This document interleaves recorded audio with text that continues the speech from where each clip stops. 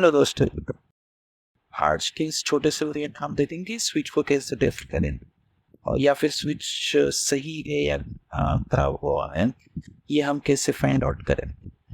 तो जनरली हमारे पास एक स्विच रहता है, उसमें एक बटन रहता है और इसके 2 पॉइंट्स रहते हैं पीछे से।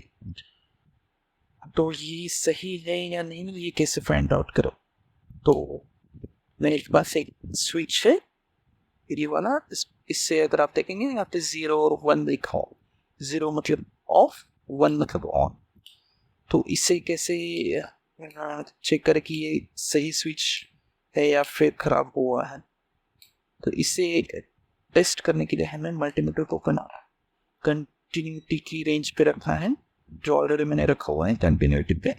और इससे बस हमें इससे ऑन कर देना है, मतलब 1 पे अगर आप देखेंगे ये ऑन हो गया है।